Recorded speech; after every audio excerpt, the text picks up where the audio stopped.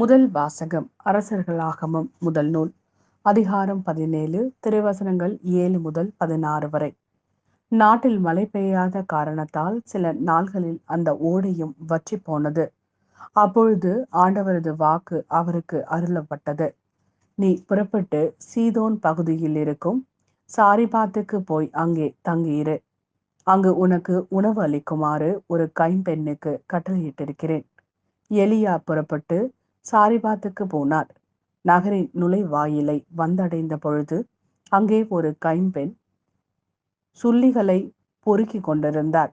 அவர் அவரை அழைத்து, ஒரு பாத்திரத்தில் எனக்கு குடிக்க கொஞ்சம் தண்ணீர் கொண்டு வா என்றார். அவர் அதை கொண்டு வர செல்கையில் அவரை கூப்பிட்டு, எனக்கு கொஞ்சம் அப்பமும் கையோடு கொண்டு வருவாயா என்றார். அவர், வாழும் கடவுளாகிய ஆண்டவர் மேல் ஆணை, என்னிடம் அப்பம் எதுவும் இல்லை. பானையில் கையளவு மாவும் களையத்தில் சிறிதளவு எண்ணெயுமே என்னிடம் உள்ளது. இதோ இப்பொழுது 2 சுள்ளிகளை பொறுக்கி கொண்டு வீட்டிற்கு போய் அப்பம் சுட்டு நானும் என் மகனும் சாப்பிடுவோம். அதன் பின் சாகத்தான் வேண்டும் என்றார்.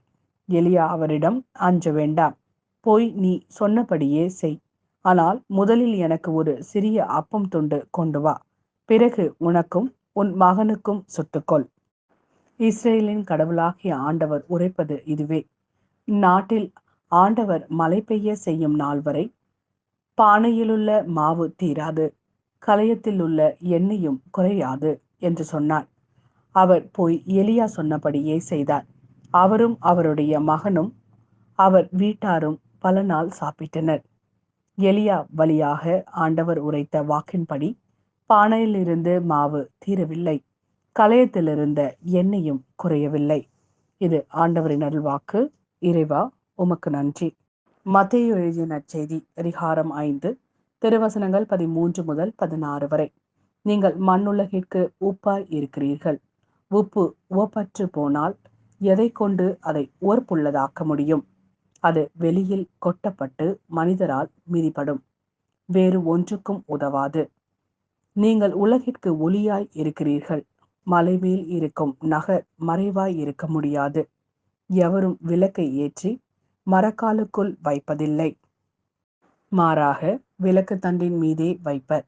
அப்பொழுதுதான் அது வீட்டிலுள்ள அனைவருக்கும் ஒளி தரும். இவ்வாறே உங்கள் ஒளி மனிதர் முன் ஒளிர்க. அப்பொழுது அவர்கள் உங்கள் நற்செயல்களை கண்டு உங்கள் விண்ணக தந்தையை போற்றி புகழ்வார்கள்.